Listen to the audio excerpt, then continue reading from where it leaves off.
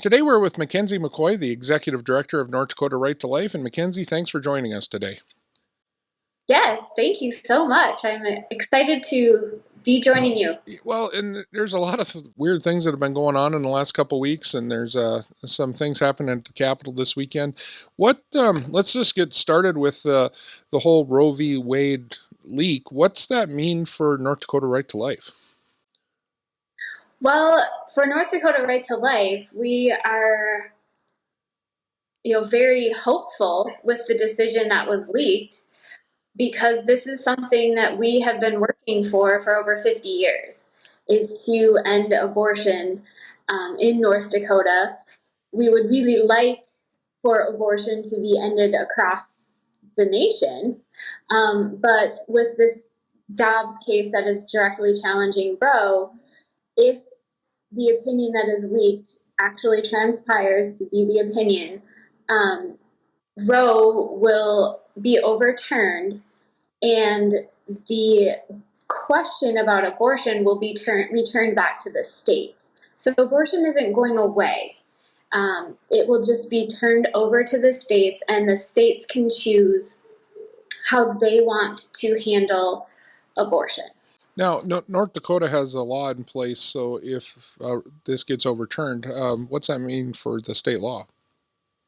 So we have a few pieces of legislation that went into law, and they have triggers on them. And the triggers will, when Roe falls, those triggers will become active, and that particular piece of law that trigger is attached to will become law in North Dakota. And those two, specifically, there's two bills and with some triggers that will impact North Dakota the greatest, and North Dakota will then become an abortion-free state. So with those triggers, after Roe is overturned, the Attorney General has 30 days to certify, and when that happens, then those pieces of those laws will go into effect.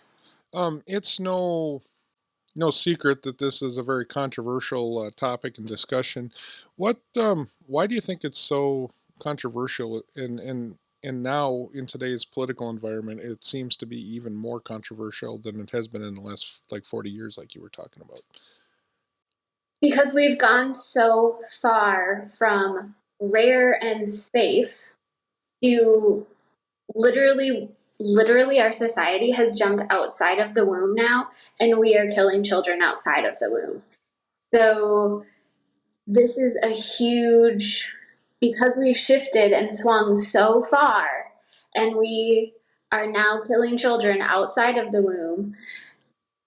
The liberal side, their entire platform is based on the ability to kill children in the womb or outside of the womb. So if this falls and they're no longer able to perform abortions, their entire agenda, the house of cards, falls, because everything that they rally around is based on the abortion issue and the abortion topic and the right to an abortion. I think one of the things that's interesting, just watching all the news and different commentary all over the place since this leak has happened, there's a lot of people that are speculating the motives for everybody. You being the head of North Dakota Right to Life, what's the heart of somebody that's pro-life in North Dakota? The heart of someone who's pro-life in North Dakota, and not even not just in North Dakota, but the heart of a pro-lifer is a heart of love and true love. Our society defines love as selfish and self-centered, and I get what I want when I want it to make me happy. That's not the definition of love. The definition of love is willing the good of another. And pro-lifers will the good of another and protect and defend those that can't defend themselves, because they truly understand the definition of love, that it is self-giving and self-sacrificing. When I was growing up, there was a lot of the pro-life movement was pushing to show people what happened.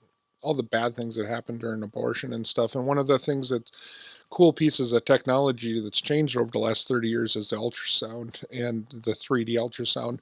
Um, how have you seen that change the hearts of people when it comes to this topic of abortion? It's 100% beautiful because science. Science has proven with our ability and the increased technology to see that child in the womb, to see its hands and fingers and toes, and to see its heart beating and legs kicking. And it's confirmed what the life movement has been saying all along, that it is a human being. Yeah, and that's really changed the conversation with young women that are struggling with the choice of abortion or to save the life of their baby. What are some of the stories you've heard or seen here in North Dakota on that? Just recently, it was probably 2 months ago now, I got a phone call from a friend, and she had a friend who was in an unplanned pregnancy and didn't know what to do. The boyfriend didn't want to have a child, and he was threatening that, if you don't have an abortion, then I'm leaving. And she was just really torn because she knew that abortion wasn't something that she was okay with. But when I started communicating with my friend to communicate to her, I said, go and make an appointment at the crisis pregnancy center because, and I asked how far along she was, and she was like 8 or 9 weeks along. And I said, your baby is like fully formed. There's fingers and toes, and they're little tiny. And I said, and it has a heartbeat. Your baby has a heartbeat. And that was what shifted her heart and her mind, because she texted her friend back and she said, I didn't realize that it had a beating heart already. I didn't realize that my baby had a beating heart. And she was just, after she knew that piece of information, her mind and her heart changed, and she went and she had an ultrasound, and she told her mom, and she said, seeing it and actually having information, accurate information given to her, and someone to speak life to her and truth to her, completely changed her heart and mind. What what resources do girls like her have in North Dakota to to fall back on? So we have 7 phenomenal pregnancy centers across the state of North Dakota. We have one abortion clinic, but 7 crisis pregnancy centers that do amazing jobs. And then not only do we have those, but we have 2 maternity homes as well. And we have all kinds of different ministries through churches and groups like North Dakota Right to Life. It's not necessarily our wheelhouse to provide services that pregnancy centers provide, but we can definitely provide education should they call, and we definitely get them hooked up with a pregnancy center. And so we have these beautiful ministries and these beautiful volunteers who are serving to inform these women, to give them a safe place, to give them complete informed consent and life-giving options. So we do have a lot of resources available to these women. It's just a matter of them reaching out or us being there and being available. Now on Sunday, there's going to be an event at the Capitol. Can you explain to me what's going on there? Yes, so there is a rally that has been organized, called Defend Row, and it is a pro. I call it pro-death. It's not a choice. the the pro-death side has decided to organize a rally to protest the potential overturning of Roe at the Capitol on Sunday. And there's a movement across the country of these Defend Roe protests, and they're calling on states to organize their own Defend Roe rally on the 15th at noon, regardless of time zone, at your state capitals. So we have one here on Sunday in Bismarck that will be happening. Just like, oh, sorry. And so you said that that's going to be happening at every capital in the country on Sunday? Is that the? Yeah. So I went out onto their Facebook page and their Facebook events, and that's what they are asking the anti-abortion side to do, is to form a grassroots movement rally at state capitals in all 50 states at noon, regardless of time zone. Wow. What so what are the people in North Dakota going to do about that? Yeah, so there is a group that has organized a demonstration in opposition to the Defend Roe rally, and it is a peaceful prayer and worship service that they are organizing at the Capitol on Sunday, the 15th at noon. And, bring your blanket, bring pro-life signs, and, peacefully pray and worship to protect the sanctity of life and those unborn babies. Is North Dakota different or the same as most of the other states in the union as far as the feeling on abortion from your perspective, being the head of North Dakota Right to Life, or are we more pro-lifer than other states? We're definitely more pro-life. Yeah, and it's just evidenced by how we've set up our own state law to reflect that and to protect the unborn. Because we do have those pieces of law that are just waiting for Roe to be overturned to make North Dakota an abortion-free state. So we are definitely more pro-life than other states in the union. We all know California, New York, Maryland are definitely different. Kansas does have a fight on their hands as well, and there are other states who definitely have a fight that are not positioned how North Dakota is positioned should Roe overturn. The last two questions I have for you are kind of the same question, but what advice do you have for North Dakotans who are pro-life that are waiting out this decision from the Supreme Court? Yes. The first piece of advice I have for them is to pray. We need to continue to be praying for the decision, but we need to specifically be praying for the protection of the justices and their families. This has become a very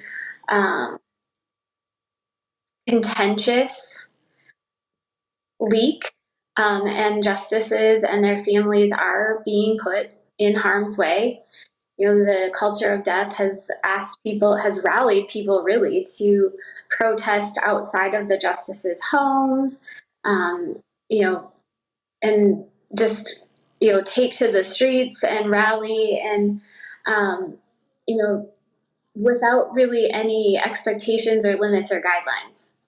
It's a free for all. So, to keep praying, and praying for protection, and, praying also for themselves and their families for protection, because we've had instances where people on the opposite side of us have went out and destroyed property, hurt people, and done some really, really vicious and scary things. And so, this is a really, really contentious issue.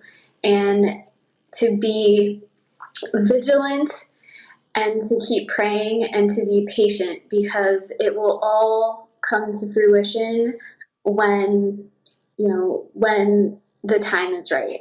And it might not be our timing, but it will happen in. So, asking that question again, but changing the person we're talking to, what do you have to say to the person that in their heart feels they're pro choice but isn't sure why? Well, I ask him, what, first of all, what was there any type of information or life experience that caused them to come to that specific conclusion? Because a lot of times people will have some type of life experience or an emotional response that causes them to take the stance that, maybe I don't think abortion is great, but who am I to tell someone else? Or they have a specific experience in their life that makes them wonder, abortion might not have been so bad because it would have prevented this particular person or even myself from experiencing hardship. So to really be curious about them and ask them, how they came to that conclusion. Was there something that they experienced in their life? And then from there, continue to ask questions. You can either go down the scientific route. It's someone who's really science and data based and intellectual, or you can go down the route of that human experience and that emotion that's attached to a belief that they have. So, I guess in closing, what anything else you'd like to say today? I'm just really grateful that you had time to take with me and North Dakota Right to Life and to discuss some of these really important and really contentious things that are happening.